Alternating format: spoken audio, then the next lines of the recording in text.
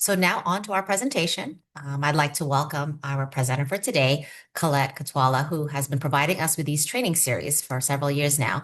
And she comes to us as a public child welfare professional with over 2 decades of experience. She has experience in emergency response investigation as a supervisor and has supported child abuse investigations.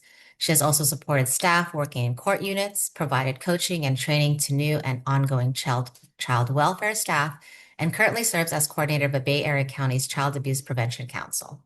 In addition to her public service career, Colette has opened and operated Focused Clinical Solutions, a small private practice that supports the community's pursuit of improved emotional health.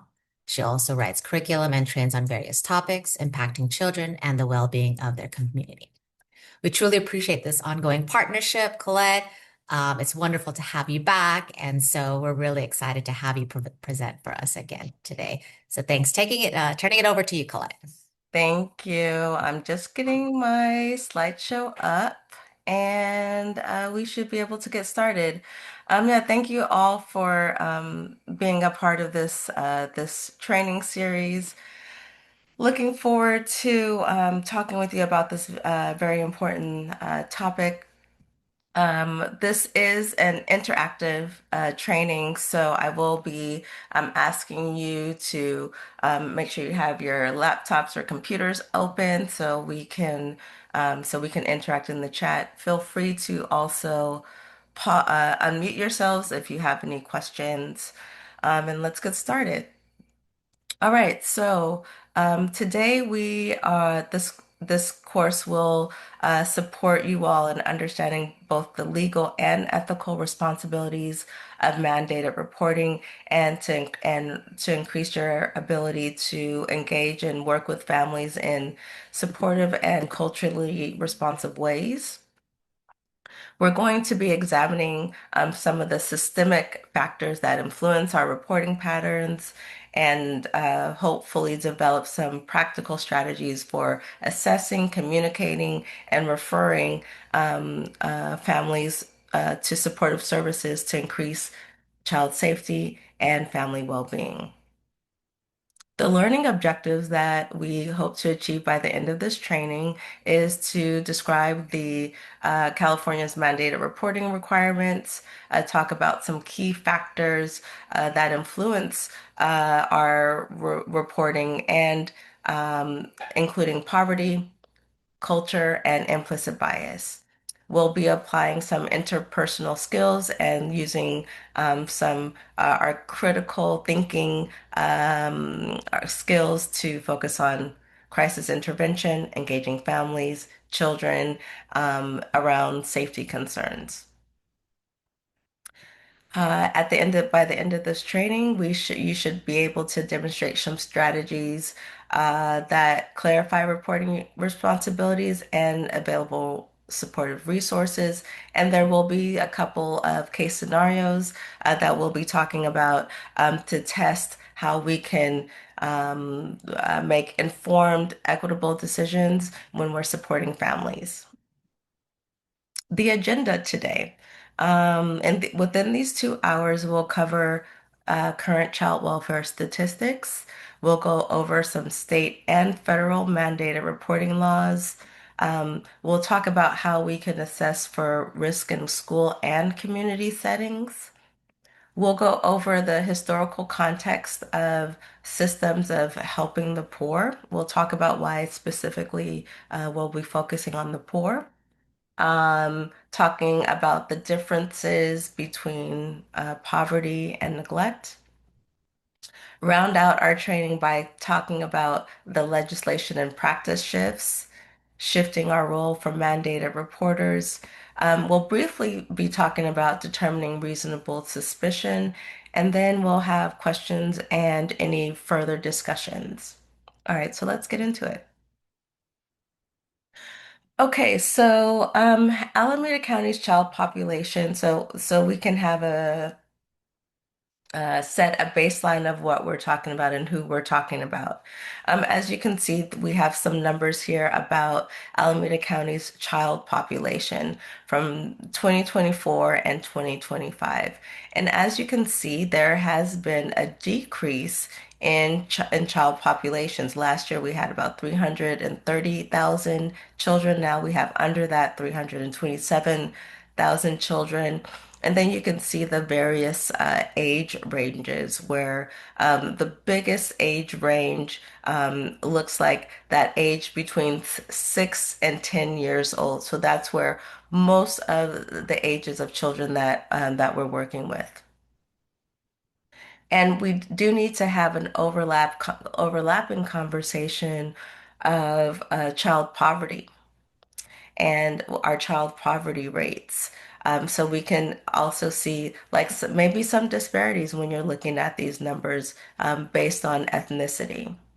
Year over year, there have the poverty, the child population who experiences poverty is not the same across the board. And we'll be taking a deeper dive as to what does that mean with our practice when we're working with children. So thinking about our child population and also thinking about the poverty, the numbers of children who are experiencing poverty here in Alameda County. This, when we're looking at the poverty numbers, this is a place where we can really lean into supporting children and families. So there's with a total of 28,000 children living in poverty in Alameda County. Thinking about how many of those children you've come in contact with, your colleagues have come into contact with, and what better ways we can do to support them and their caregivers.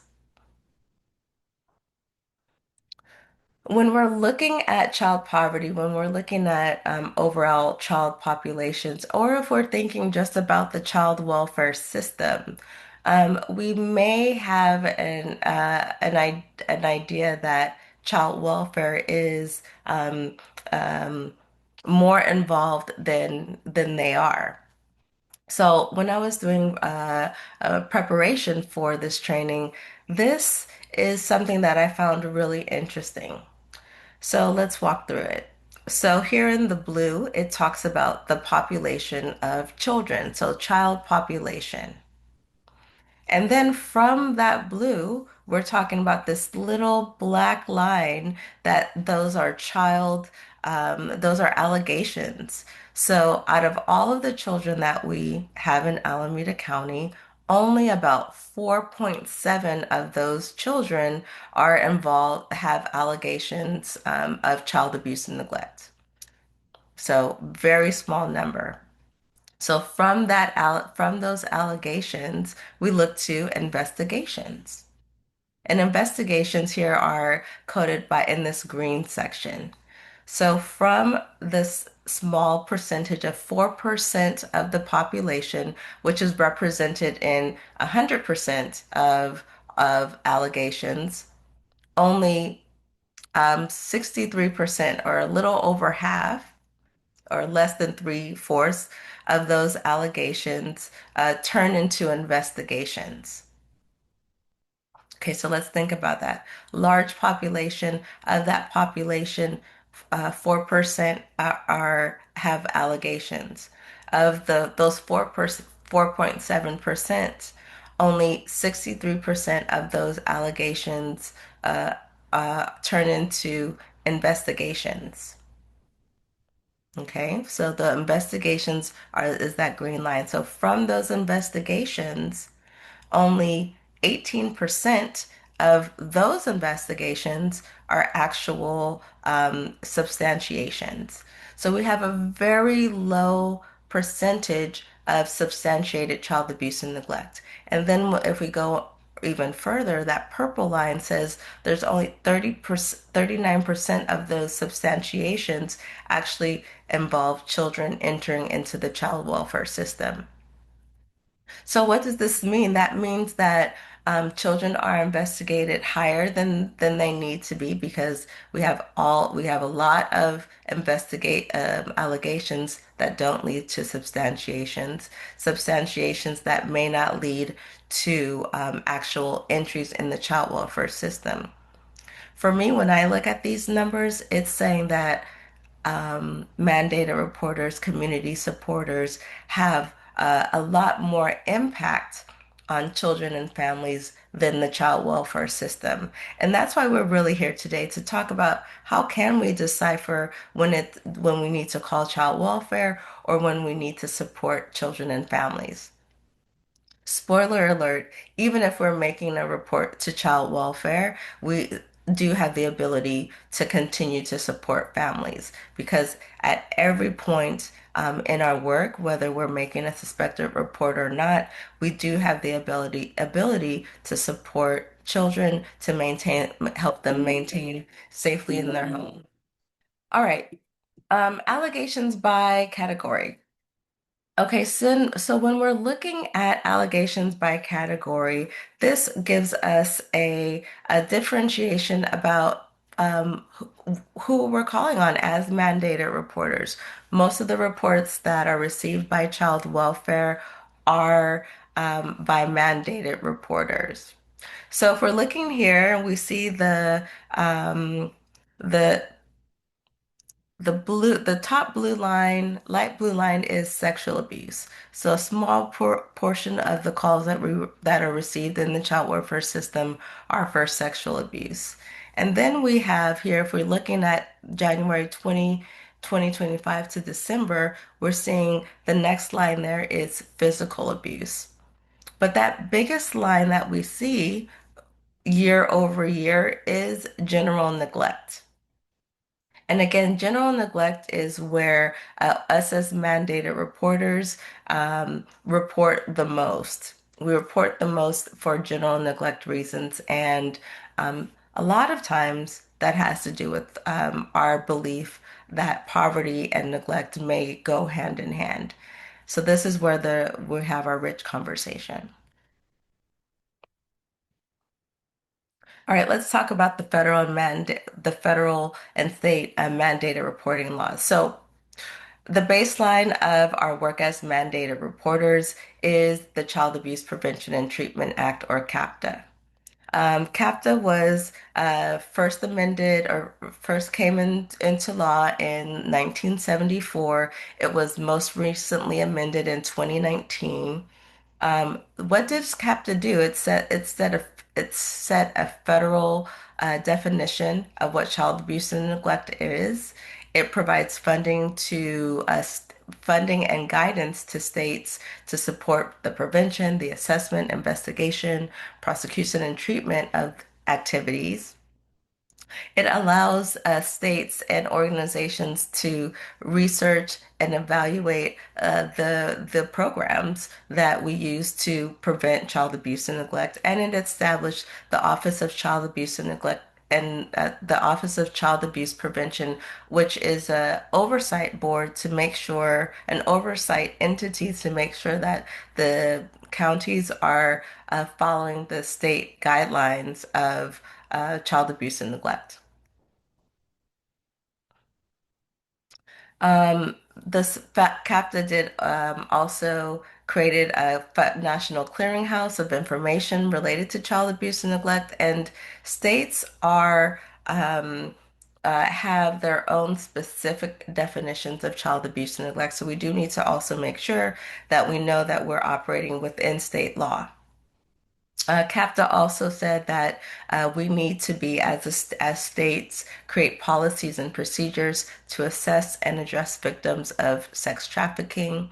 And it requires states to have something called a plan of safe care. This plan of safe care states that families who are experiencing substance use issues or withdrawal substance use issues and bring a child and a child is born with either the impact of substance use or withdrawal symptoms, instead of punitively intervening in a punitive way to these caregivers, states are required to set up a plan of safe care that to help to address the treatment needs of that infant and the affected family or caregiver. Here in California, we are still in the infancy stages of developing a plan of safe care. Counties like San Francisco has a pilot program right now with SF General in regards to implementing this plan of safe care, and this is also something that Alameda County is working towards to have a stronger relationship with birthing hospitals, so that instead of calling law enforcement when a child is born with substances or impacted by substances, that we're offering supportive services to birthing parents even before they give birth and of course after they give birth. So we are moving from punitive to supportive, which we can all say that's a great thing to do. When we're looking at the federal definition of child abuse and neglect, it says it means at a minimum, any recent act or failure to act on the part of a parent or a caregiver, which results in the death or serious physical or emotional harm, sexual abuse or exploitation, or an act or failure to act which presents an imminent risk of harm. The federal definition of child abuse and the federal definition of child abuse and neglect is a minimum definition.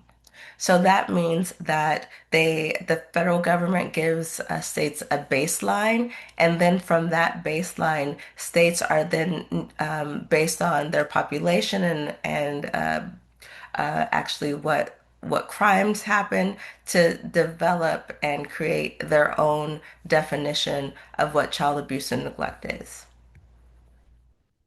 For here in California, it our state law is called the Child Abuse and Neglect Reporting Act. So what does the Child Abuse and Neglect Reporting Act, or CANRA, do? Well, it defines reasonable suspicion. It establishes procedures for supporting and reporting on suspected child abuse. It requires certain professionals and volunteers to report their suspicion, and it provides both protections and penalties. So today, our conversation is, of course, before reasonable suspicion, because as we know, there are many things that we do, that we work with, engaging with families, supporting families before reasonable suspicion is established. And in a lot of cases, the work that we do with families never even rise to making a suspected child abuse report. Sometimes in the past we may think like no, the reasonable suspicion is the end all be all, and there is so much that we can do beforehand. And so I appreciate you all being here, because this is where this conversation is. This is where we're saying actually there's a lot of work that can be done with families before a report needs to be made. And a lot of times, if we can engage with families, engage with children, become more curious, a report may not ever need to be made. All right. We're going to be having a lot of thought-provoking questions within our time today. So this is a good place to start. So when we think about our time with families and our time working with children, what are some situations that have made reporting decisions difficult? So think about that. What are some situations that have made reporting decisions difficult? And while y'all are putting that in the chat, I'll think about a situation that occurred when I used to be a child abuse investigator. Most of my work was with mandated reporters. Um, Mandated reporters would make the call. I would go out and conduct an investigation, and part of my investigation would be to talking with mandated reporters. And I would have a lot of conversations with them about, well, I didn't know what I was supposed to do, so I just made a report. or my supervisor told me I needed to make a report, or I didn't have enough information. So let's see what y'all are saying. Um, Not knowing if something would be done, taking the child away from that family that they care about. It's what may have been difficult if we were reporting incorrectly, if it involved a family member. Oh, this is a good one when there's no other supportive adults that may be available. Knowing if the suspicion is reasonable or not. Yeah, that's a good one. It's like how can we determine reasonable suspicion? Feeling bad about the consequences and knowing why you're reporting, because that is difficult.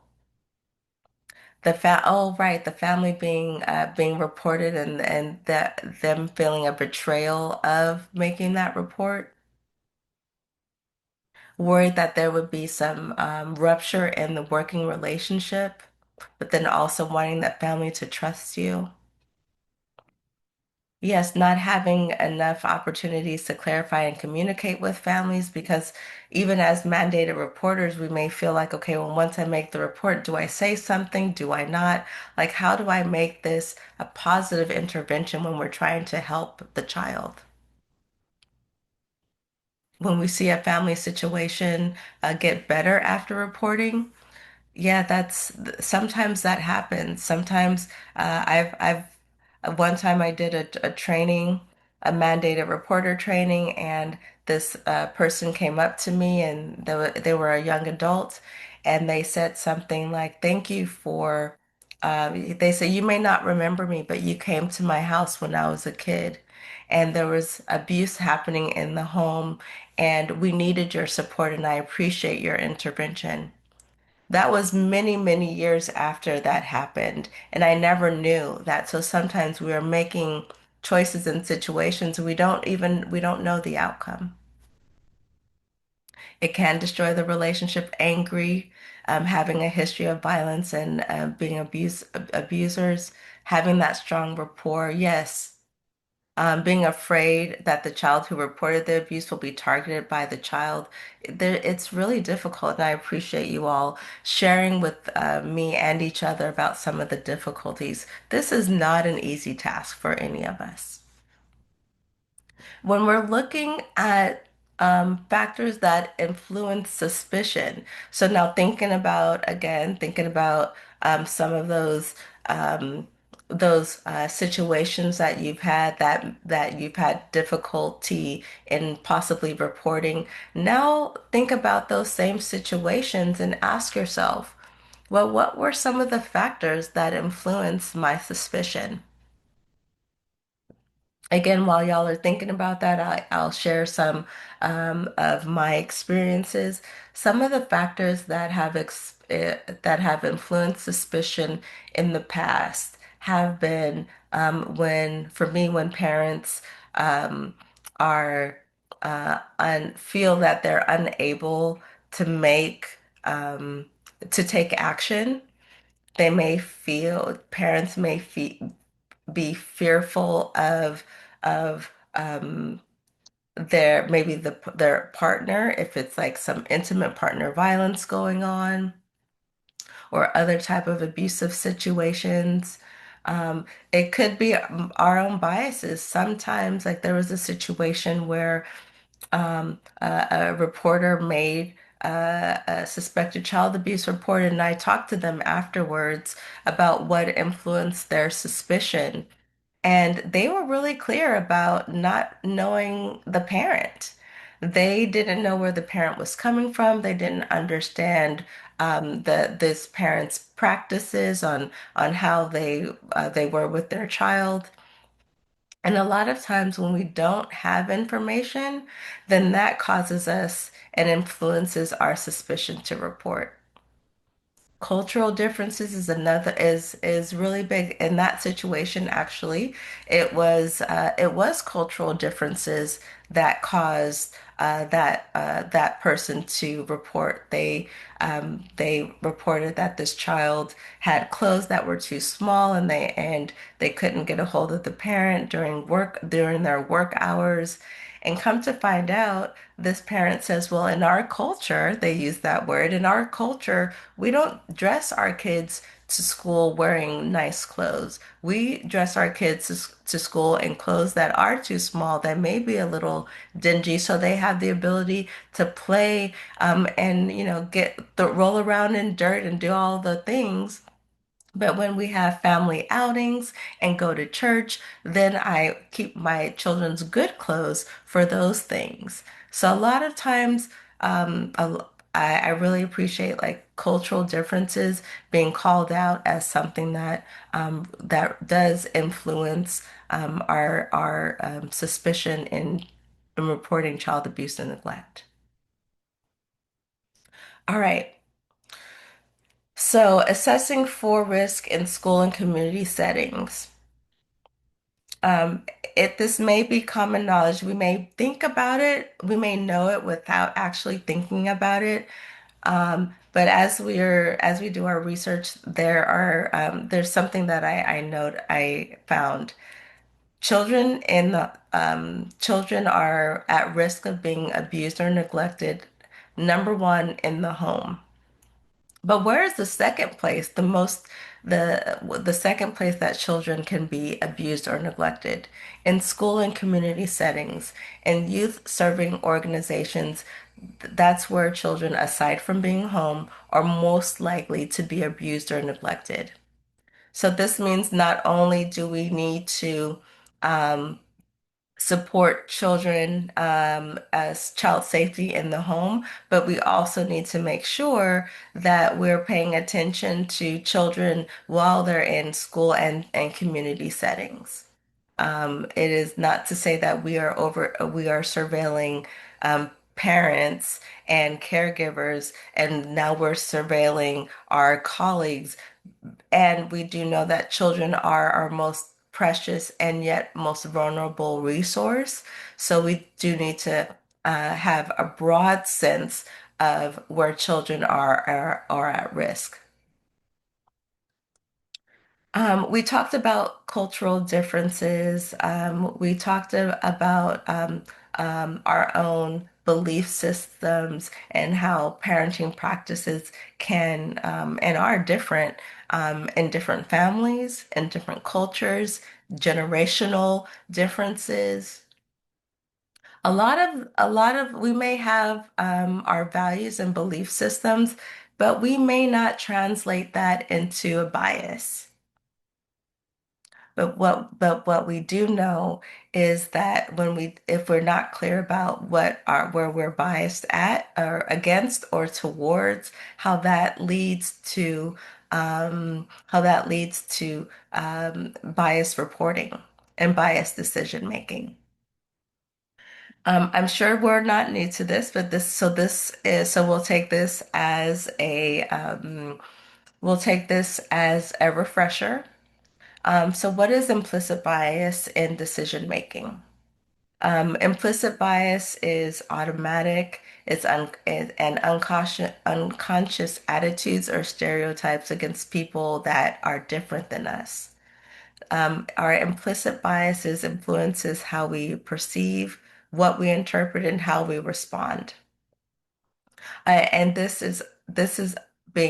operates without intentional awareness. So of course I feel like most of us have gotten into or stay in the field that we're in to support families because we care about children, because we care about community well-being.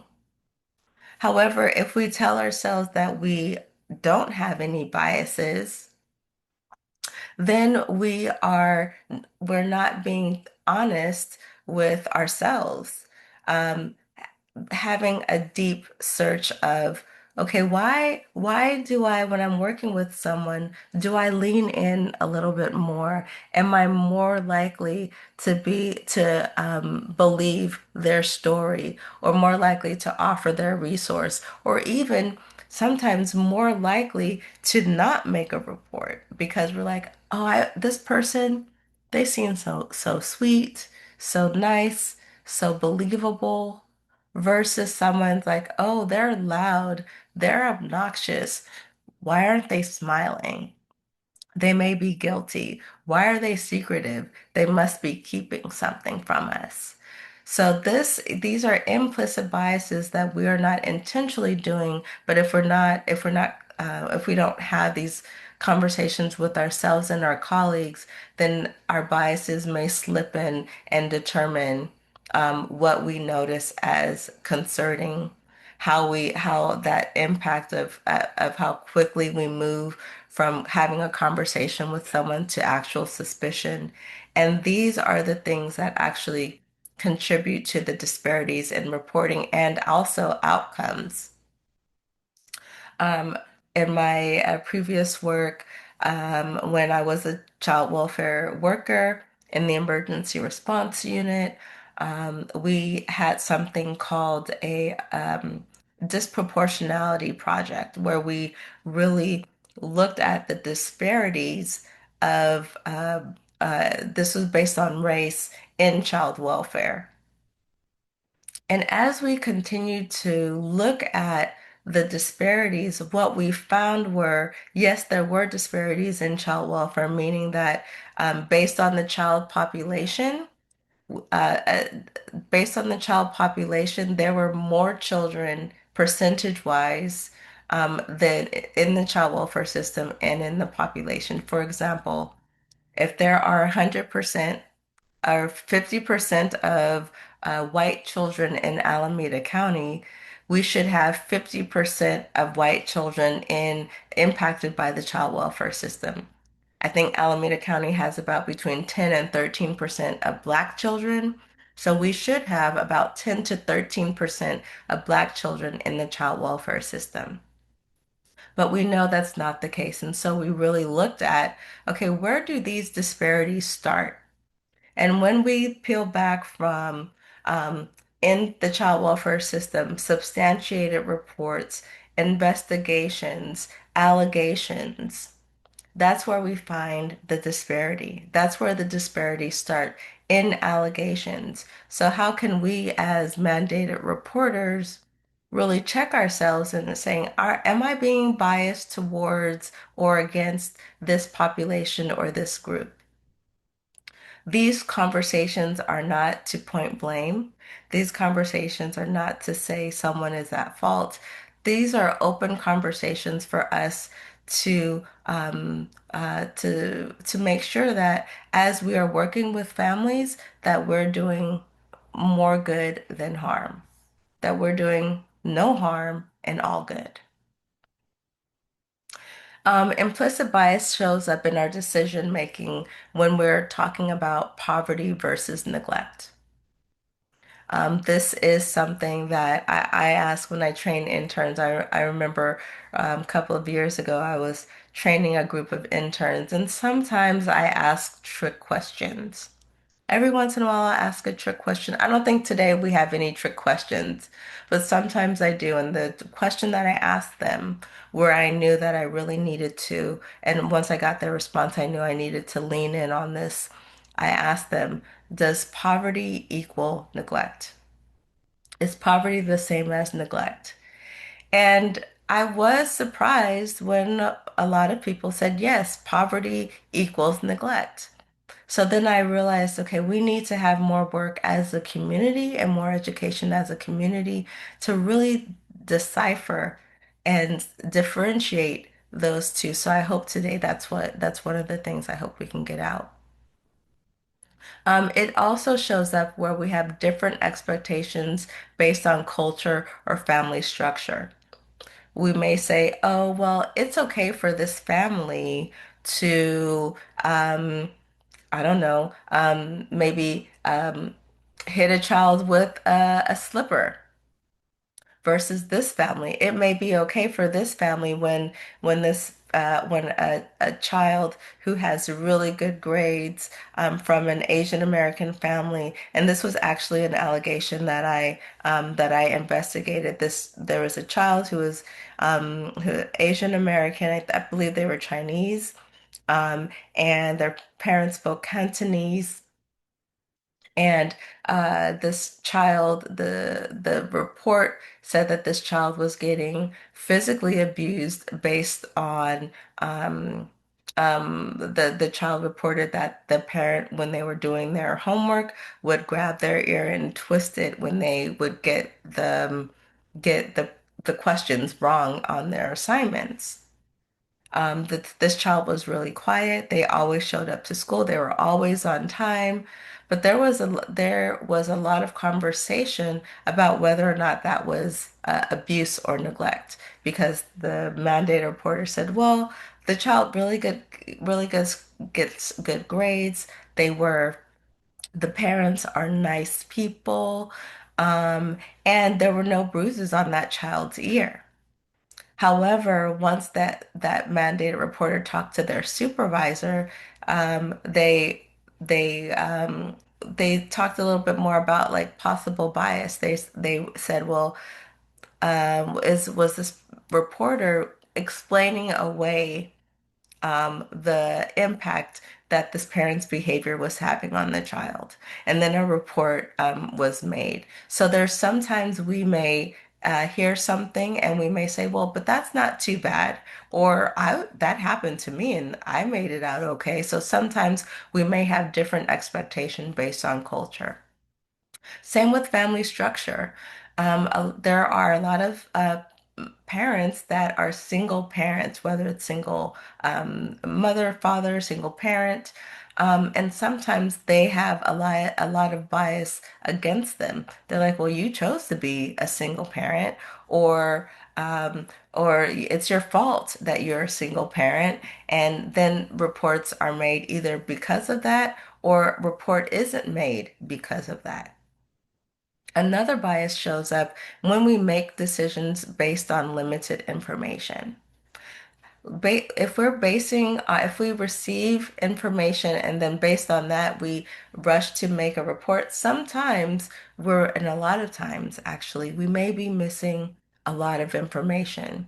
So this is where implicit bias shows up. We may say that, oh, I've seen that before. I know exactly what that is. I don't need to ask or get any clarifying information, and they make that report.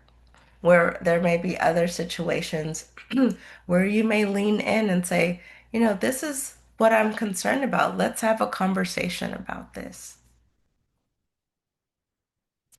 All right, another thought-provoking question. So in the chat, think of a time that you felt unsure about making a report. What influenced your thinking?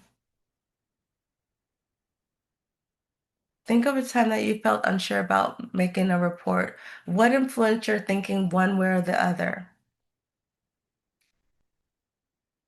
I know for me, um, appeared to be having, oh, I like that, having a cooperative, um, having parents who are cooperative. Poverty, yeah, it could be seen as neglect, in the context of our society and the economic system. The safety of the child is a big influence of why you felt unsure about making a report.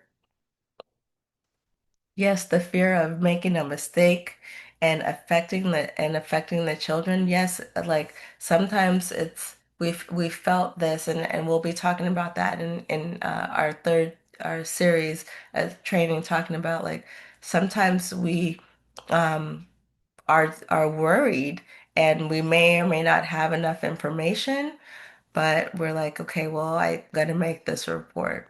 It's good to see that a lot of people are saying the safety and the well-being of the child. What if the outcome of the report is going to be worse than what's current?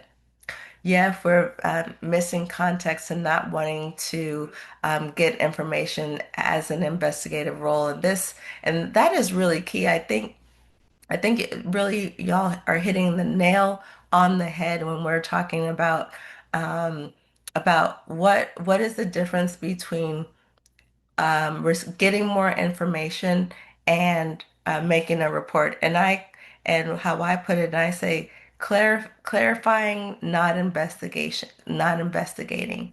Sometimes if we don't have enough information, and if we're unsure, for me, that causes me to be more curious to make sure I have enough information to make that report. And yes, how to bring that concern to the parent and for them to feel like an ally. Child welfare intervention is can be a positive thing, can be a supportive thing, and it does matter about how we bring it up to families. The safety of the children, siblings being separated, the family unhoused, or the caregiver as a single parent, all of these make us unsure about possibly reporting, and that influence our thinking. And all of these are these contextual things that we need to hold because our decisions and life situations are not made in a vacuum. So we do need to have facts and context. Some of the other things that are saying having information received from staff versus what you were seeing, and not wanting to come across as ignoring the concerns, but wanting to gather information properly and wanting to make sure to understand more. I think that's really good. If we're feeling unsure, generally when we have more information, things become clearer to us. Like one of my coaches that I've had in the past, when I say like I don't understand what this person is doing, and she would say to me, that means you need to ask more questions. That is a prompt for you to be more curious. Yes, and how do we know if someone is telling the truth? Another one says if a child says that my dad punched my mom in the face and I was hiding under the blanket because I was scared. That is, now if we take in that statement, I feel like that statement really gives us some context of what happens. That paints us a picture of to the impact. It talks about the impact of that child being scared. It talks about what the caregiver did or didn't do, punch the mom in the face. So that really paints the picture of that. And so in those situations, it is how can we support children in sharing with us things that they're scared about. I applaud you all for having the relationships with children because they are trusting you to share with you these things that are really scary for them. And so that's saying that, hey, you are a trusted adult. And what children need to be safe are trusted adults. All right. So we're gonna have our first. I appreciate all of the answers in the chat. We're moving on to our first scenario. This is called bias or concern. All right. You are a school nurse, or you could be a school nurse working in the school or have contact with this 10-year-old student. This 10-year-old student has frequent absences and wears worn clothing. The child seems quiet and withdrawn. The teacher expresses concern that the child may be neglected. All right. So, given that, what are some of the factors that influence your initial assessment? So we have a 10-year-old child who comes to you with worn clothing. I'll go back so y'all can see. Um, they have frequent absences. The child seems quiet and withdrawn.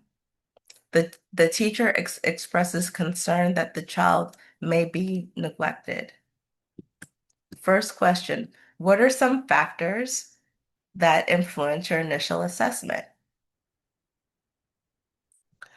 For me, okay, we got the worn clothes, frequent absences, quiet and withdrawn, the temperament, withdrawal. Mm-hmm.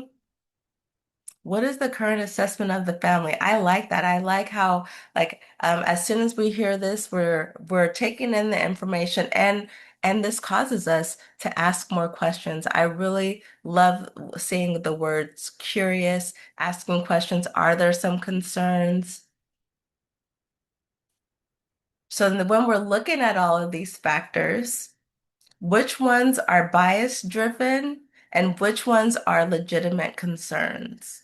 So when we're looking at this situation of frequent absences, worn clothing, the child being withdrawn, which of these are bias driven versus legitimate concerns? Think about it. hmm Quietness may be bias driven. Withdrawn may um, could be it. Withdrawn is subjective. Legitimate is absenteeism. Okay, quiet is bias. Uh-huh. The cultural influence behind the child. So you see, even with that small scenario that gives us oh, absenteeism, given that with that small scenario, we can go straight to, oh no. But then when we look back and look and think about, okay, is it biased or not? Then we're saying, right. So some may be skeptical about worn clothes. And I do like when we're putting all those together, it makes this stand out. Okay, so given that we know about the worn clothes, absenteeism, we're not sure why that there's absenteeism or worn clothes or withdrawn. We don't know if this child, based on what that person sees, is it withdrawn or is that bias or not? What additional information would help us before we decide to make a report? I really like the child is at a disadvantage, even if it's not intentional. I like that, and I think we'll be able to talk more about that. What additional information would we need? When was the last communication, if any, with the caregivers? I think that's great. I really like that. When I was telling y'all, and as y'all are answering, I'll continue talking. So I was telling you about the child who came to school with dirty clothes and not a lot of clothes. Um, they did not talk to the caregiver beforehand. Actually, when I finally did talk to the caregiver ended up saying, "Well, the reason why I don't talk to the teacher, it was a teacher, during that before the report was because I can't receive calls while I'm at work. I'm an hourly worker and I only can take calls during my lunch break." So when you're when you're writing these additional information, everything that y'all are writing in the chat is not investigation. So this is where we're like, okay, am I investigating or am I clarifying? Am I getting more information? See, these are the questions that will help you to determine reasonable suspicion, or they will help you find ways in which to support that child or that family. I like that. What are we comparing info? What was that child like before? Did we notice the change? Was there any outreach? Are there language barriers? These are all really good. Did the family has that family accepted help in the past and they rejected it? How can we find out more about that child and that family situation? So and sometimes people get that this small blurb of information, the small blurb of information, and that may be a report. So it is important as we're working to ask ourselves, what are the factors that influence your initial concern? Which ones are bias driven versus legitimate concerns? And what additional information would help before making a report? This is really important for us to think about as we're interacting with families, because sometimes we feel uncomfortable and we go straight to making a report. All right. So protective factors. Protective factors have been empirically proven to support child safety and well-being, to mitigate safety factors, to improve family functioning, to decrease the risk of adverse childhood experiences, and by offering support to caregivers to connect them and families to resources. So what are our protective factors? Like we're all in this room. I'm pretty sure we all know what protective factors are because this is really the crux of the work that we do. I did find this graphic to be really helpful. Protective factors are the same across the state, the country, across the world. These protective factors include concrete supports in times of need, helping families get connected and have access to their basic needs, that basic Maslow's hierarchy of needs. Families and caregivers and parents having a social and emotional competence. When caregivers model emotional regulation, empathy, positive social interactions with their children, that increases child safety. Having that nurturing and attachment, the work that we do with caregivers and parents, I always say, you don't have to be a parent to help a parent. We are a community, so how can we support nurturing and attachment with caregivers and their children, increase social connections? When I work with people and they talk to me about feeling isolated, especially if there are parents that are feeling isolated, how can we work as a community to help them increase their network of friends and families and neighbors that support caregivers? I'm not only a parent, but I'm also an auntie. And my sibling is a single dad, and my nephew just turned 13 last week, and we have talked so many times about when my brother was stressed or concerned about what to do next. He always had at least someone to call, and he would call me. We would go on walks together, and we would talk about ways in which to connect with his child, to problem solve. So, how much better would we all feel if we could go to someone as a parent in a non-judgmental way to support that social connections? Having knowledge of parenting and child development. Child abuse, a lot of times child abuse occurs when parents are not aware of child development. One of the things that comes up for me when when I think about knowledge of child development and how if we know child development that we become better parents and caregivers in a non-judgmental way. It was this 4-year-old child, 3 or 4-year-old child. They presented to Children's Hospital with bruises. It was alleged that the parent, I think in this case it was the father, had given their child an iPad to play with.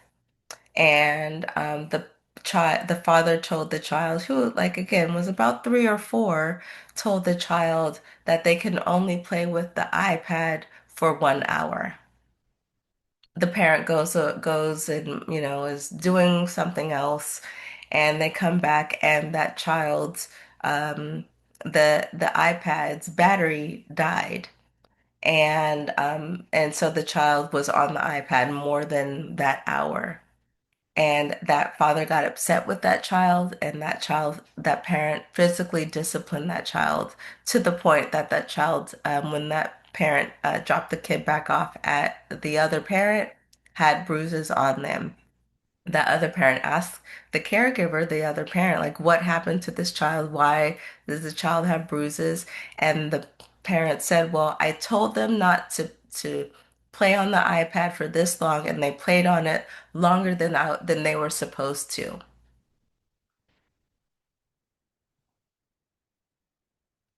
how, and I think about if that parent had an awareness of child development and the awareness of the capacity of that child to tell time, to put the iPad down, that child would not have been abused. So sometimes parents without knowledge of child development and how to parent, those children become more susceptible to abuse and neglect. It was a really heartbreaking situation that could have been prevented had that parent, and I think about not just intervention, when I think about interventions, I also think about what if we were to intervene prior to this? What would that have looked like? And also resilience when caregivers are stressed out and make it through from homelessness to being housed, from being in abusive relationships to being in healthy relationships, honoring and supporting the resilience in caregivers also supports child safety, concrete supports in times of need, social and emotional competence, nurturing and attachment, resilience, knowledge of parenting and child development, social connections. And think about what role do you play in supporting these protective factors? What role do you play in, yes, and the protective factors have been updated now, and we have six instead of five. So I'm glad someone caught that. Yeah, protective factors have, we've included the one that has been added is the nurturing and attachment. Good catch. All right. I've been talking a lot. I'll still talk some more, but in the chat, list one thing that you've seen in your setting that made you concerned about child safety. So what's one thing in your setting that you've seen that made you concerned about child safety?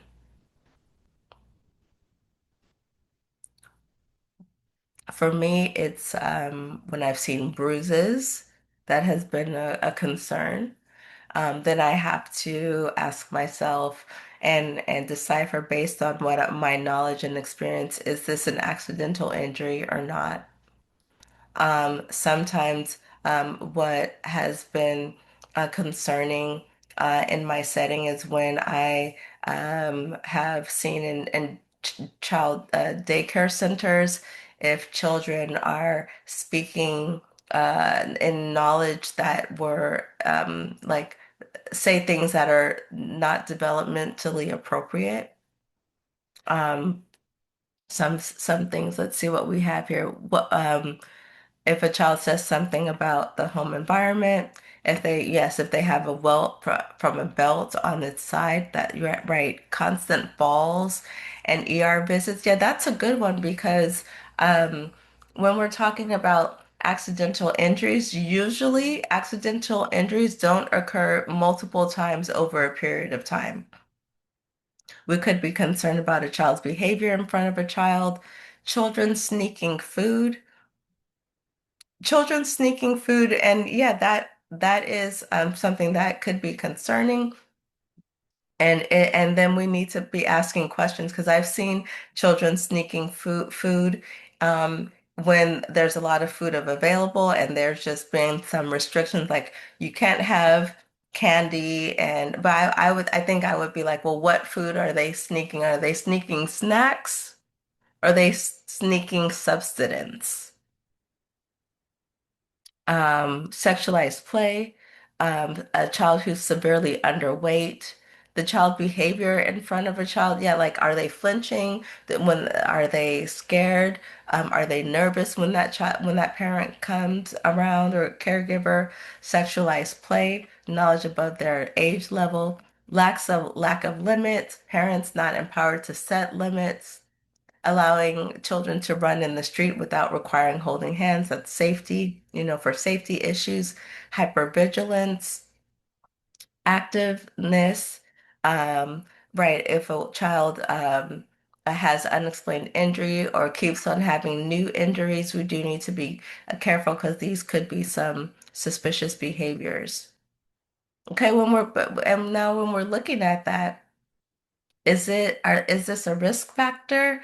Is this a protective factor? Or is this or we're unclear? A lot of times we may be unclear about is this a risk factor or is this a protective factor? Or we may not even differentiate the two within our heads. But as we're working with families, we do need to not only think about risk factors, but we also need to say like what are some of the protective factors? What are some positive things that we're seeing in families? Because if we are also looking at protective factors, then those are ways in which we can engage families with, we can empathize with them, we can help strengthen those protective factors. All right, y'all are doing great. All right, so let's continue. So now we're going to be talking about the historical context of systems helping the poor. So why are we talking about the poor? Why does poverty and neglect in our minds, or what we're looking at neglect specifically, overlap? This is not a new phenomenon. So, the history of helping the poor. Mary Ellen. So, as a social worker, I received my bachelor's and master's in social welfare. And in my studies, they give us basically the history of social work. Where did social work start? Well, here in America, social work started with a child called Mary Ellen. In 1874, her father, it was reported that her father was killed in the Civil War. Her mother, Frances, boarded the infant while she worked. Back in those times when parents were stricken with poverty or if they couldn't afford to care for their child, they would put them into boarding care. That mother, yes, correct. That mother actually lost lost her job, and she couldn't afford to take care of her. So that child, Mary Ellen, was placed with someone called McCormack. Now, this in social child welfare was the first official foster parent. Unfortunately, for Mary Ellen, Miss McCormack was physically abusive and neglectful to Mary Ellen. Mary Ellen didn't have food. She didn't have clothes. She was beaten often. Neighbors were outraged by this, and mission workers were concerned, but no one intervened. There was no intervention. There were no laws at that time to protect children. However, one mission worker went to someone called Henry Berg, and he was the founder and president of the ASPCA. So this is the Center for Protection of for the Center for Protection Against the Cruelty of Animals. So they had already at this time in the 1800s, there was already a society, an organization to say you can't beat that cat. You can't abuse that dog. So there was already a protections for animals. But at this time, there were not protections for children. So this founder of the ASPCA persuaded a judge to actually hear this case of Mary Ellen. Subsequently, Mary Ellen was removed, and then more and more reports of child abuse came to light, and then the creation for the Society for the Prevention of Cruelty to Children was established. So who thought that at some point ch animals were more protected than children? And so society had a reconciliation with that and said, actually, children are our most precious resource, and we need to protect them too. Fast forward 20 years later, again, but this is about helping the poor because Mary Ellen didn't go into foster care because her parent was abusive or neglectful. She went into foster care because her father had passed away in the war and her mom didn't have the funds, not the ability, but the funds to take care of her child. We fast forward to 20 years later, these boarding schools, there was the West was being populated, like people were moving from the East Coast to the West Coast, having establishing farms on their journey to the end of America, which was California at the time. Orphan trains started to occur.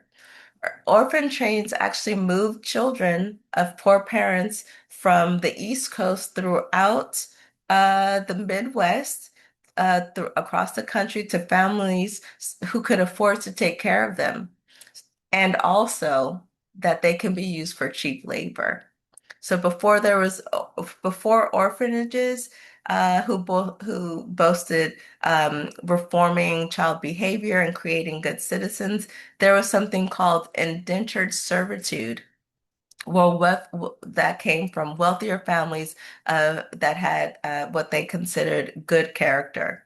So this implied that people who experienced poverty that reflected moral failings of parents and that children were better off with adults of higher moral character or parent or adults who had more money. So if we think about this, we can see how how some of this has permeated into what we see as a child welfare system currently or more recently. So we have the orphan trains dropping children off to other or families who then took care of the kids, but were really those children were used as cheap or free labor to help tend the fields of these families. Fast forward to the early 1900s, where we have the Social Security Act of 1933. So then they started to say like, okay, well, maybe we should be providing some supportive services to fam to mothers in poverty. So they created something called the mother's pension. Unfortunately, this was not available to all mothers. Black mothers were actually excluded from this benefit. If you were a Black mother and you were poor, you were excluded from this benefit. And this was somewhat of a foreshadowing of many other exclusionary practices that supported the racial inequities that we still see today. A lot of us may question, some of us may question, there may be a few of us that question why is the poverty rate of Black children, of Latino children, higher than those of, for instance, white children. Well, it started a long time ago. It started with the Social Security Act. It started with something called redlining, where Black families were unable to get loans from banks to purchase homes. The GI Bill was something very specific to people who are in the military. It was a GI Bill to say you go to college, you can get some money to buy a home if you, as a person, went to the military. A lot of times, Black soldiers or Black veterans had the GI Bill, but there was no banks who would actually honor those. And then of course, as we know, with generational wealth, just like generational trauma, like if we have generational wealth, if my great grandfather had a home and passed it on to my great grandfather and my great grandfather and my grandfather and my dad, and now me, I have a generations of home ownership. that was established a long time ago. These are things that are still in place today that have 7 generations ripple effects of poverty. Some research also said that the removals of children, as they said that the removal of children was necessary to ensure child safety. However, we cannot negate the fact that family separation exists in this context of historical and racial trauma in America, not only with Blacks, but also with Native American families. We see, and you know, when Pearl Harbor happened and internment camps, we see all of these situations where there have been family separation. And we have to see it not just in present day, well, why are Black people poorer? But we need to understand the historical racial trauma that has impacted us generation over generation over generation. All right, poverty versus neglect. All right, I've done some talking, giving you some groundwork. Now we have some more thought provoking questions. When we think about poverty, ask, how does it show up in families? How does neglect show up? But let's start with this one. How does poverty show up in families? When we're thinking about poverty, how does it show up?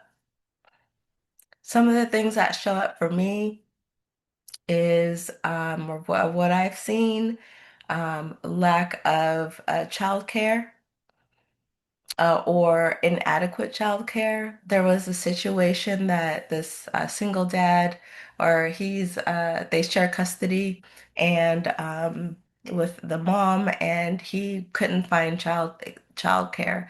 So first he asked his friends, and his friends did it for a couple of days, but then they're like, okay, I can't do it as much as you need me to do it, and the single dad asked the neighbor.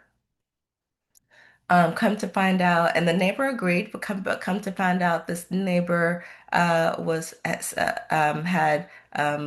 some mental health issues that they didn't know about, and the house that they were staying in was had some safety hazards, like the oven was like clicking. So sometimes it shows up by inadequate childcare. Yeah, lack of childcare, lack of education, food insecurity, lack of medical care, lack of insurance. Recent immigration, the impact of drugs or alcohol, lack of education. You're right. If parents may not have education, they that may prevent their upward mobility. Stress and instability. When families are stressed, it does show up in how they discipline, being insecure.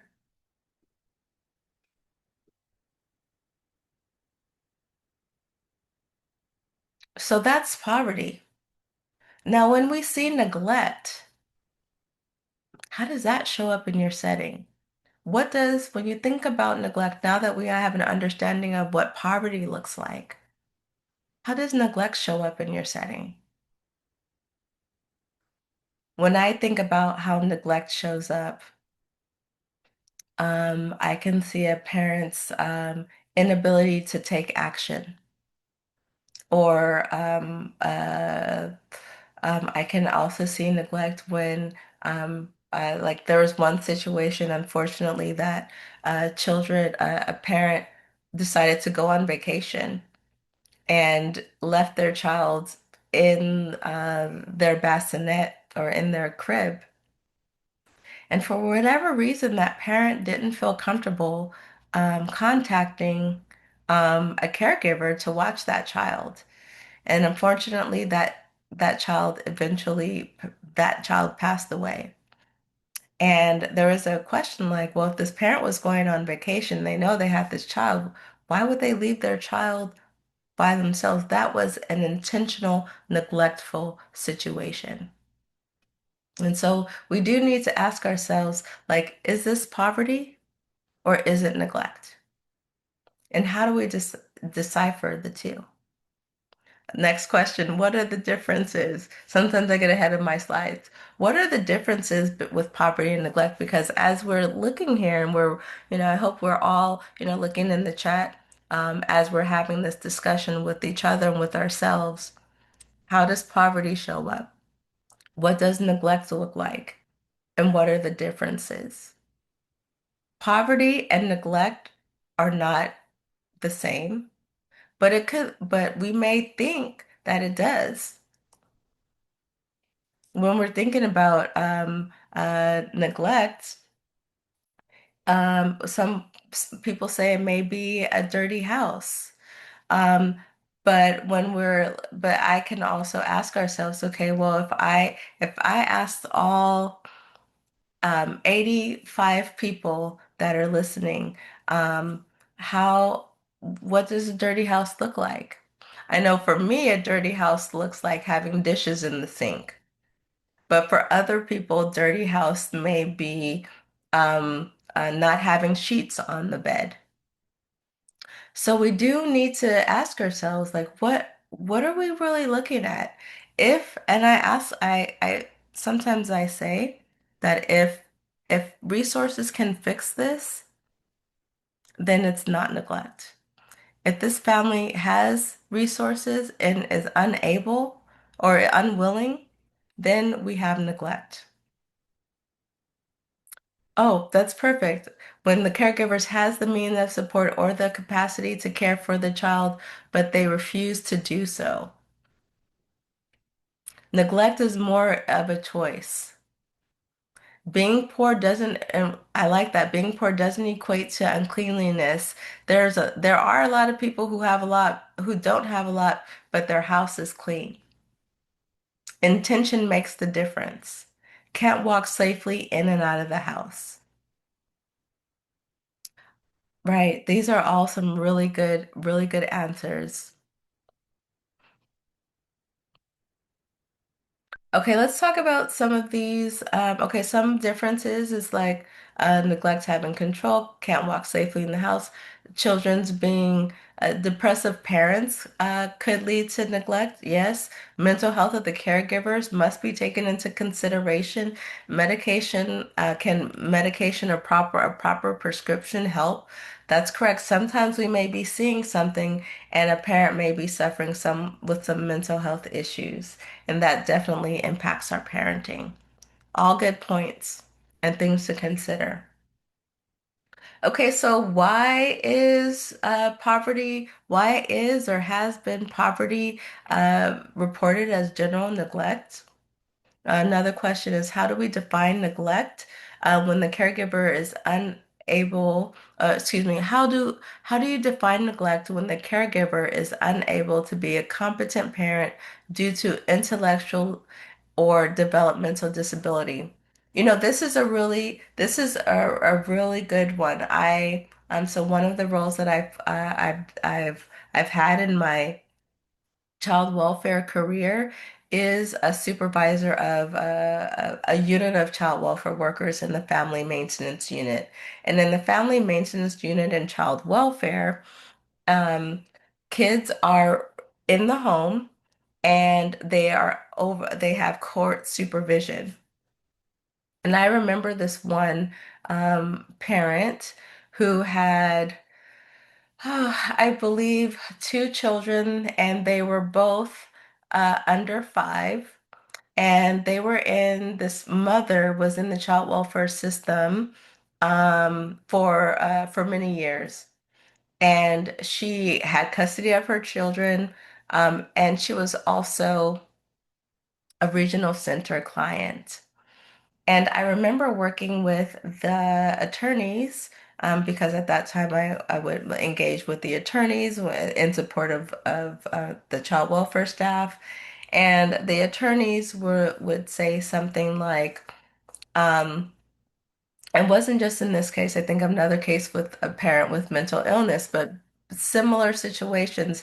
They said, well, these children will always be at risk because their parent either has a mental health issue or a developmental delay. So child welfare, you can never leave. You have to stay involved in this with this family forever because this parent is always going to have a mental illness and this parent is always going to have a developmental disability. And then I had to really educate them on the clarification of the role of child welfare. The role of child welfare is to protect and support the safety of children, not to provide oversight of parenting until they turn 18. These are situations where this is a chronic thing. This parent will always have a developmental disability. This parent will always have a mental health diagnosis. So what our job as child welfare is to connect those people, those parents, with community resources that will stay with them until and not only until their child reaches majority, but even continuing. We worked with the regional center.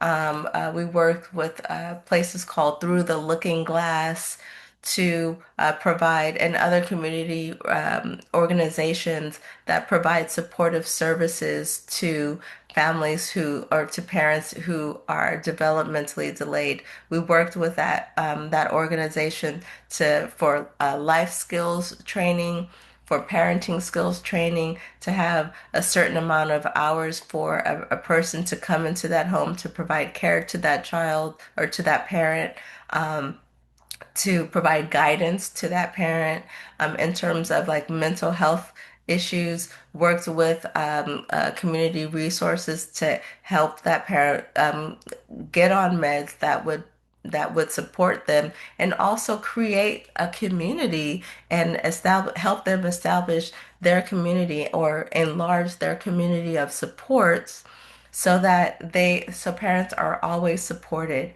always have care, that a child has a caring, a supportive adult other than their immediate caregiver. So we're not saying that parents should care for children whether they have mental illness or not, a developmental delay or developmental disability or not, but all parents having the support of other people to help them raise their children.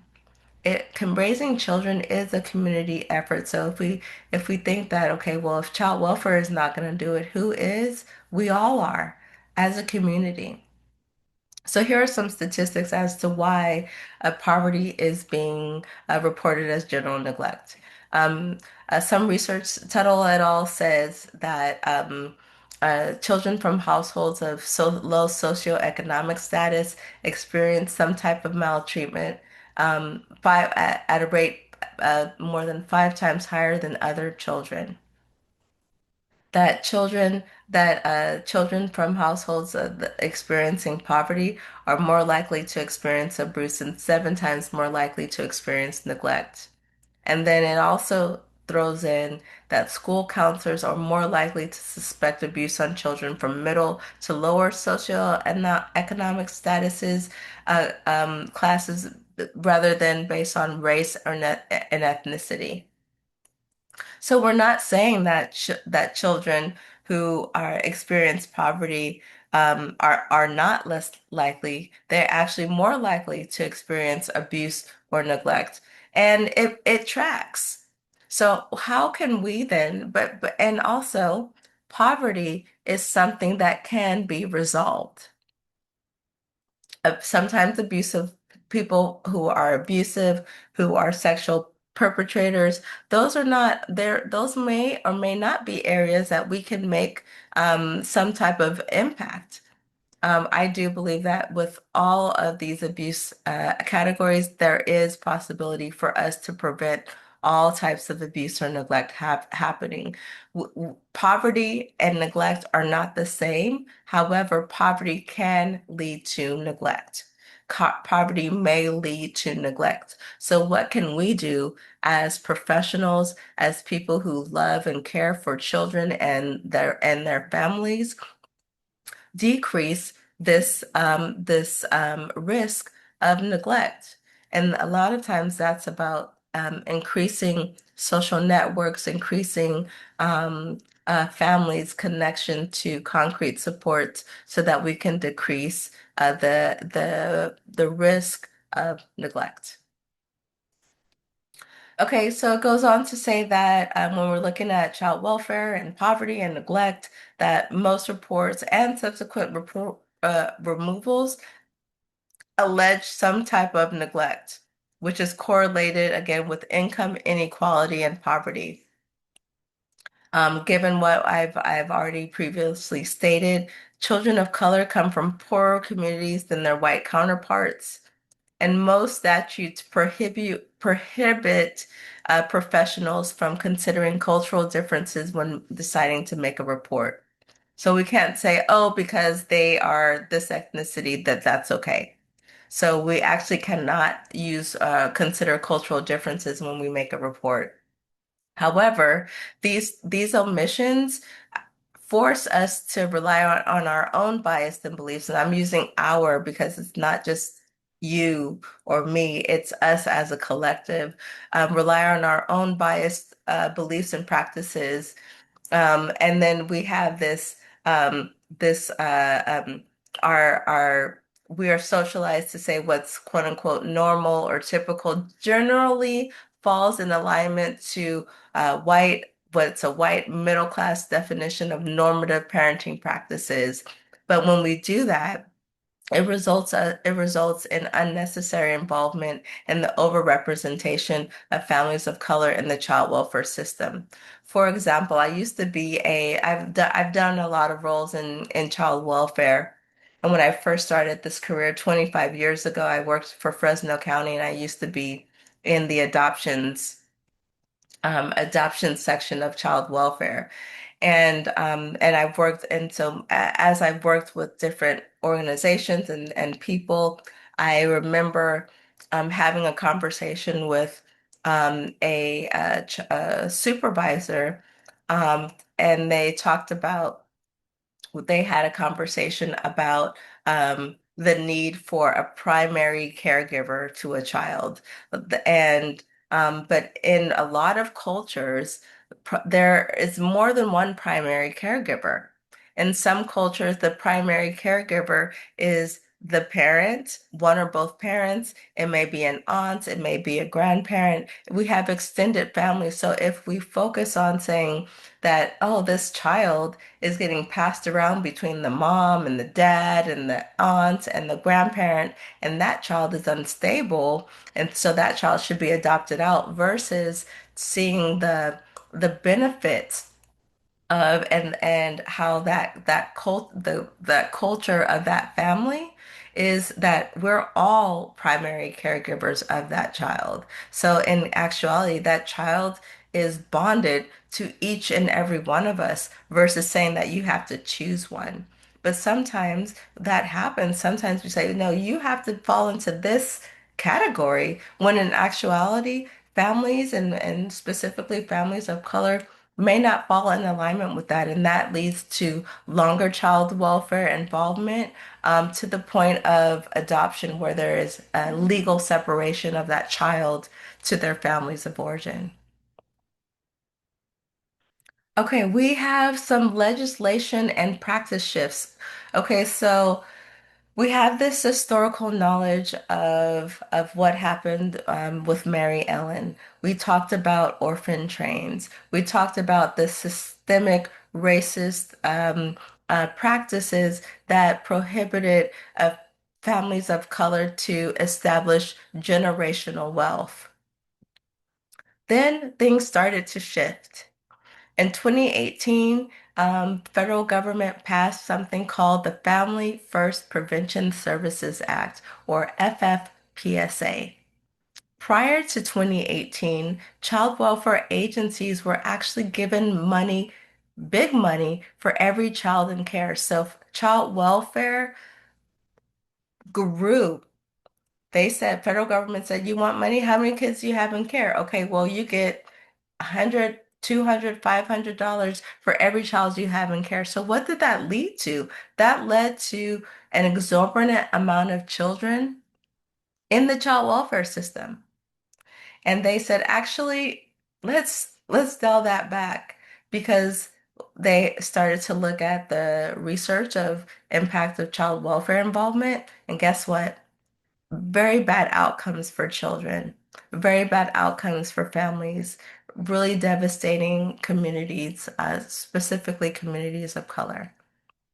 So then they started to shift. They started to say, well, instead of giving money for children in the child welfare system, we're actually going to give you money for prevention, for preventative services. We're going to give you money, states money to help reduce the kids that come into care, and build capacity for of community support to support children and their families in their home.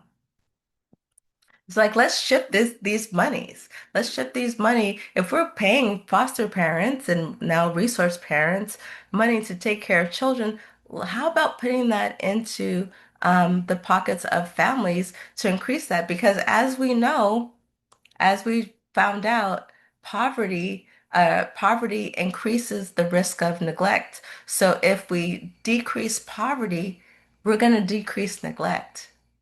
So they said states and territories that can use this funding for evidence-based mental health services, right? We just talked about that. Substance abuse prevention and treatment, we talked about those plans of safe care. In-home parent skill-based program, increasing parent education and child development.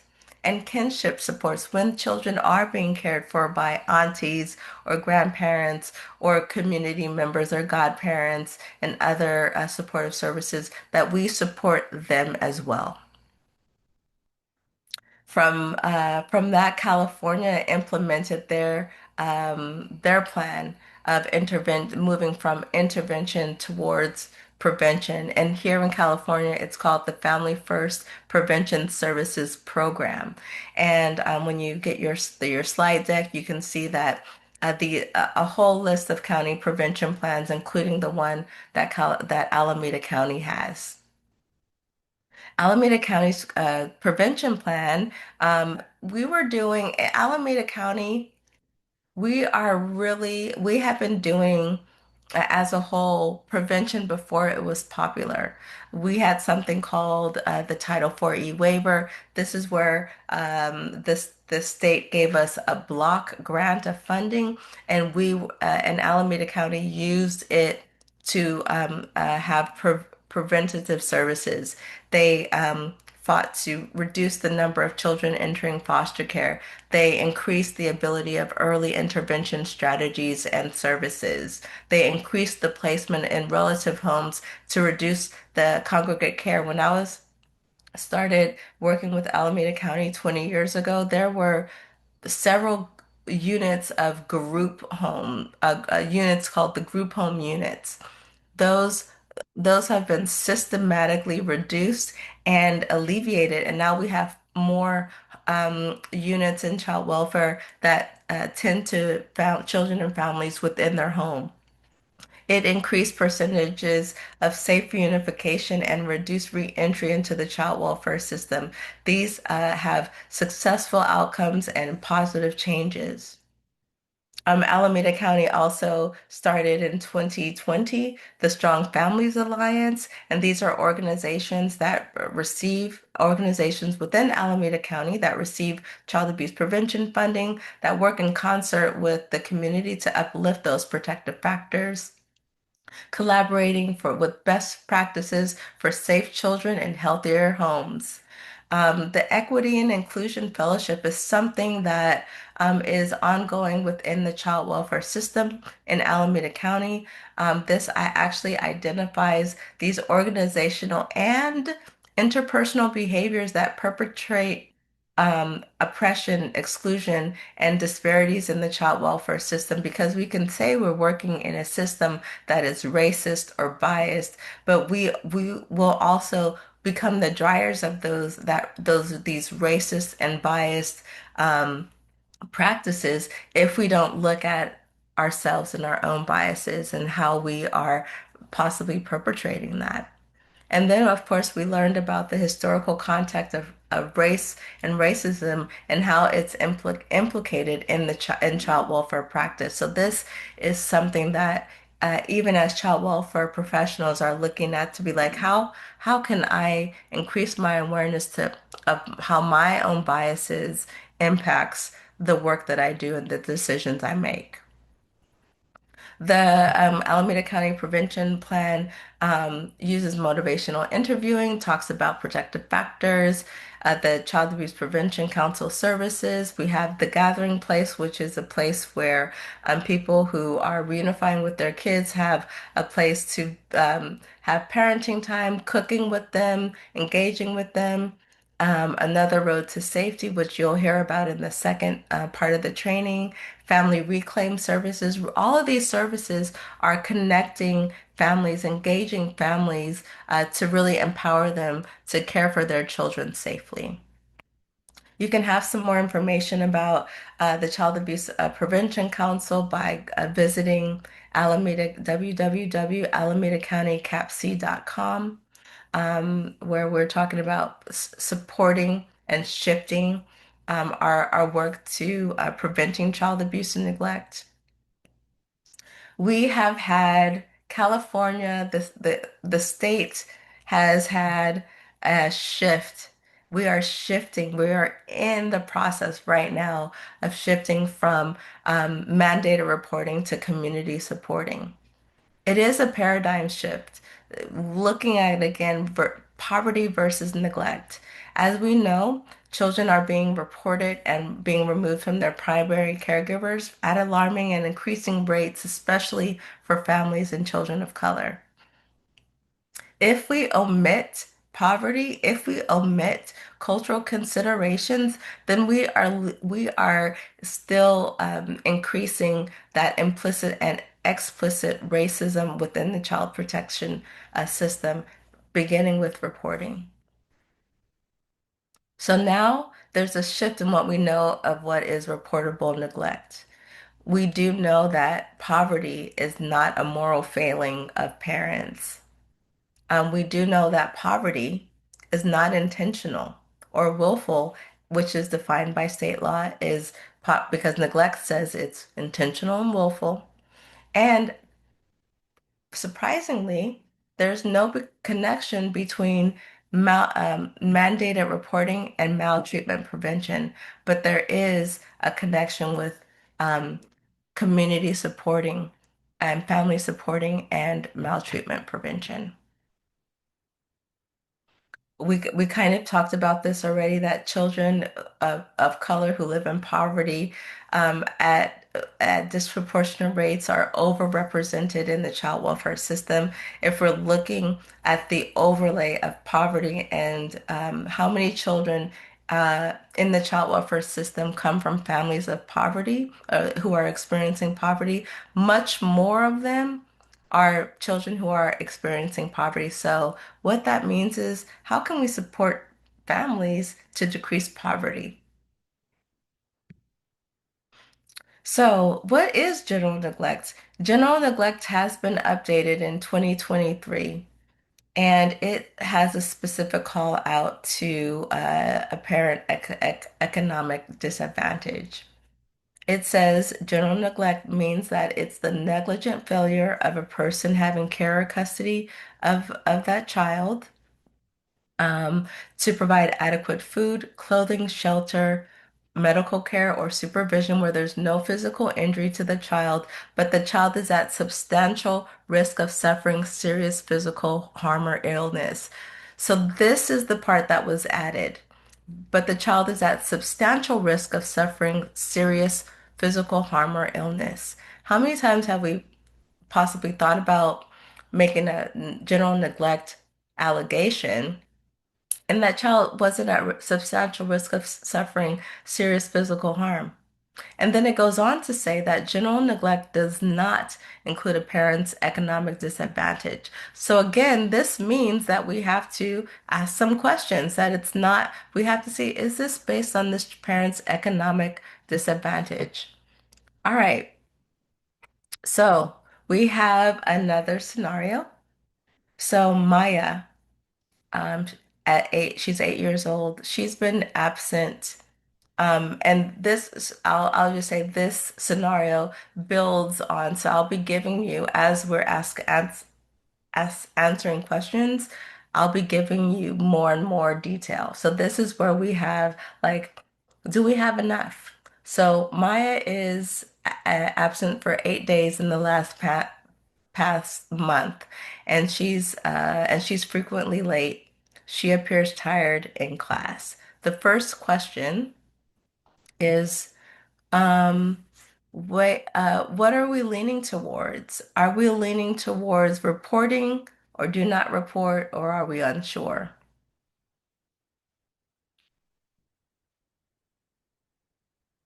Okay, okay. Mm-hmm. Okay, we have some unsures, do not report. Okay. Not enough info. All right. All right, let's does she have a doctor's note? Do not report. It depends. All right, let's see. All right, here's some more information. Um So her teacher says that Maya sometimes wears the same clothes multiple days in a row, and her hygiene is inconsistent. What are some of your concerns now? What assumptions might be showing up? So now we have a little bit more information.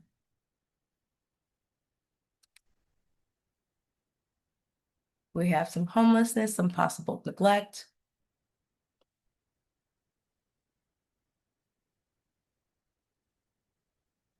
Okay. Some, maybe it's poverty.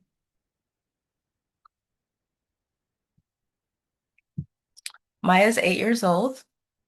So then Maya says that she helps her younger siblings get ready for school and her mother works nights.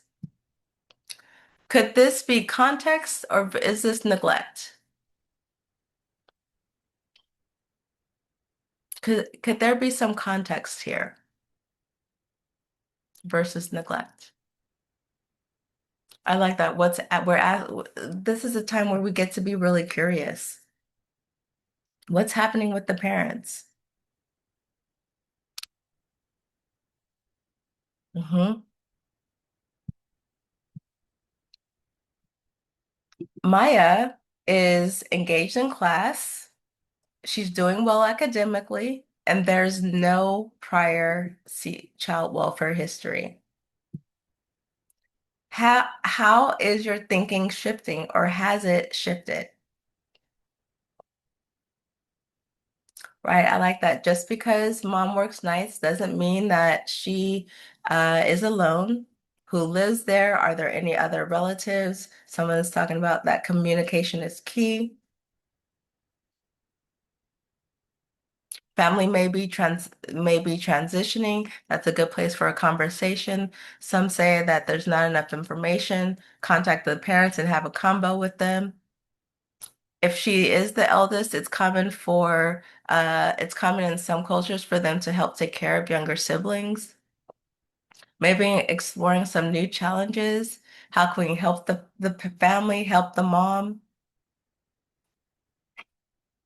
Need to speak to the caregivers to get some more info.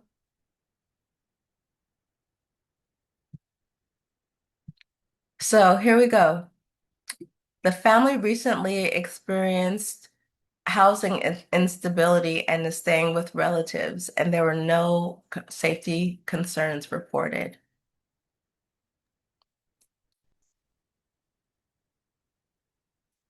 What would you do next before making a report?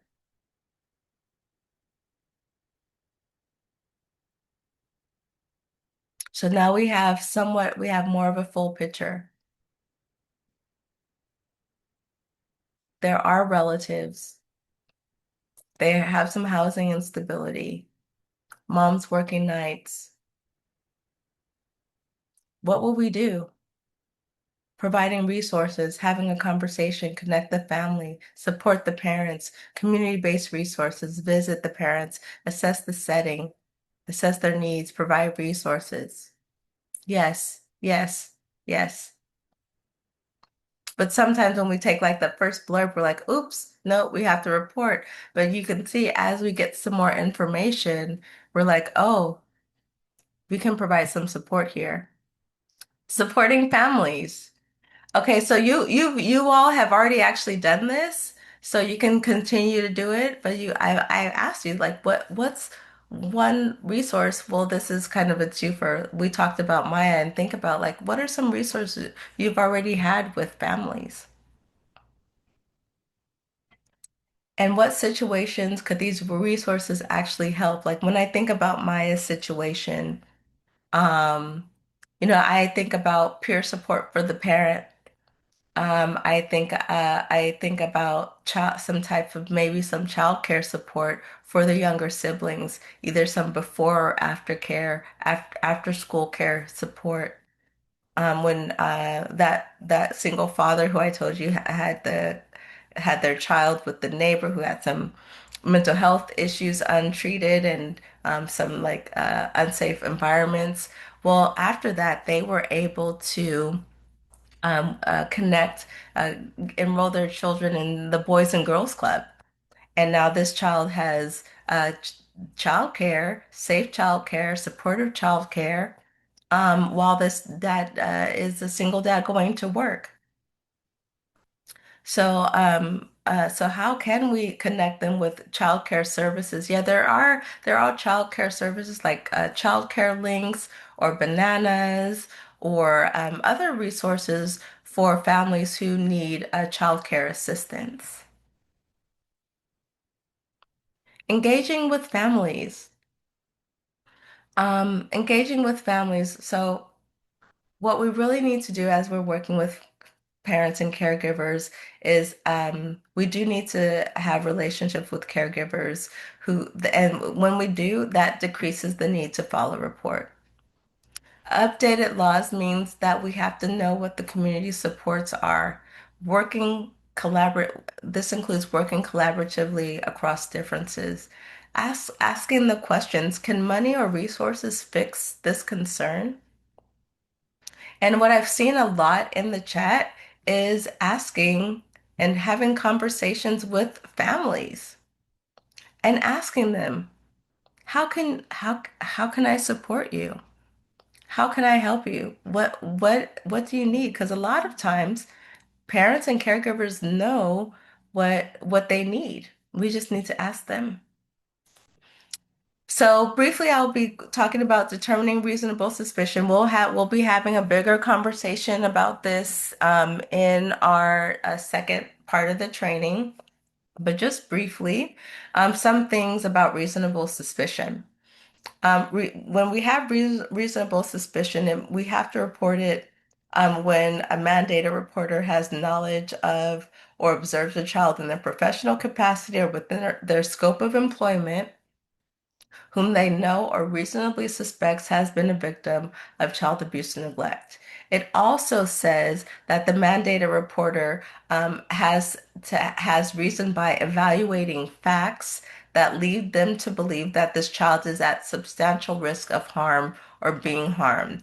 And when I gave you these, when we talked about Maya, when we looked at that, we had to ask ourselves, was there substantial risk of harm or being harmed? Now, just because we don't have reasonable suspicion doesn't mean we don't do anything. That just means we don't call child welfare services. But there's a plethora of resources and things that we can do because y'all put it in the chat that we can do before we even get to reasonable suspicion. This is before reasonable suspicion. We do know that reasonable suspicion is not clearly defined, and it does have both subjective and objective meanings. A lot of times, reporters often use their first suspicion or the first discomfort rather than engaging with the client. So sometimes we fear that continual engaging with the client is investigation, but rather it is information gathering needed to bring your level of concern to reasonable suspicion. From the level of once we have having a concern is not yet reasonable suspicion until we evaluate facts. So what does this mean? All right, we have a couple of things. If it starts with our intuition, then there must be facts to inform that intuition. Is that worry an impact of poverty? Are there any good explanations for the situation other than abuse or neglect? And gaze aversion, are there any facts that support these other good explanations? Gaze aversion is when we are presented with some information and we try to explain it away. Gaze aversion actually leads to underreporting. There is and there are failings of when in doubt report. We have to ask ourselves, like, whose risk are we contemplating when we're making these reporting decisions? When reasonable suspicion actually talks about the risk of the child, it does not talk about the risk to us as professionals. When we engage families with supportive services and other public health strategies, again, that decreases child abuse and neglect. Now, as I close, these are some thought-provoking questions because y'all like my thought-provoking questions. So these are some things that we need to consider, and you can or cannot put them in the chat. This is really for you to kind of sit with. How should you think about how you should respond to families impacted by poverty? Um, think about, am I making this report based on cultural, parenting, or other socioeconomic differences? Is there a risk of imminent risk of harm? And am I considering a report based on my liability? And finally, what are some other options of support? So this is where we sit and we have these conversations with ourselves. We have conversations with our colleagues um, about am I am I on base? What can I do before reasonable suspicion to support children and their families? And I always like to end with this slide um, because within my child welfare experience and my own experience as a parent, and it says, my children have coats, but they don't want to wear them right now. And with that, I'll take any questions. Thank you so much for having me. I appreciate you all. And I'll stop sharing and see if there's any questions or comments that you may have. Just want to take a moment here to open the floor to any questions. You're welcome to come off mute or you're welcome to share a question in the chat. Um, uh, doc, doctor, doctor. Veronica. Okay. Hi, great training. Thank you for engaging us as well. Mostly, and I have this in the chat, mostly caregivers, reporters, mandated reporters have this anxiety and a struggle with what to report Mhm. because of the fear of, oh, if I don't report, then I get cited or or I get in trouble for not reporting. So most of those I've seen it, I got a report right now, comes from the fear of not also being accused of not reporting. So any comment you have on that? Thank you. Yes. Yes, thank you, Dr. Veronica. Yeah, so actually that is a very big driver of over-reporting is our fear of not reporting. And when we've done some research on how many mandated reporters were actually fined or went to jail, we found none. What we do see is the failing to report comes from law enforcement and it comes from child welfare. We are in a state of over-reporting, and I feel like we have been trained to believe that our license will be at risk.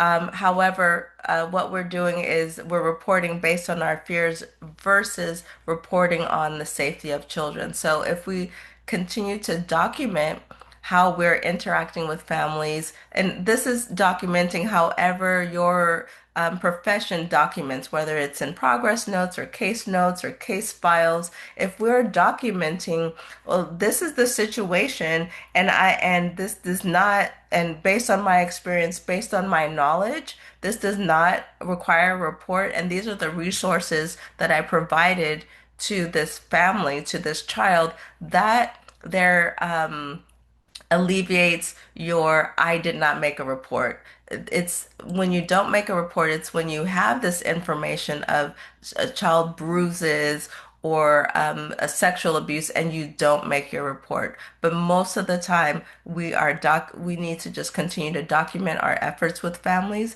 and if it's something comes up, you can say, I assessed for abuse or neglect. And I didn't find that this was reportable, and these are the resources that I provided to this family. That was a good question, Doctor. Thank you. I completely agree with you. Thanks. Yes, of course. Thank you so much. Of And course. if there's any other questions or comments, I really appreciate you all being part of this training today. And with that, Catherine, I'll turn it. Oh, what there's, let's see, I have one more question. What is your advice for telling caregivers, youth about needing to make a report? Well, Luz, that is part of the training for our impact after reporting. That will cover a lot of our conversations with children and caregivers after we make a report. So I hope to see you back on that training. We just want to say thank you so much, Colette. Such a beautiful partnership that we've having been able to bring to you folks these training series. And so thank you again, Colette. And we look forward to having you back with us on the 21st. And thank you all for joining us. And we hope to see you all next time. Again, we'll be sending out post-training evaluations. So we do appreciate your feedback. And we hope to see you all next time. Thank you, folks. Have a nice day.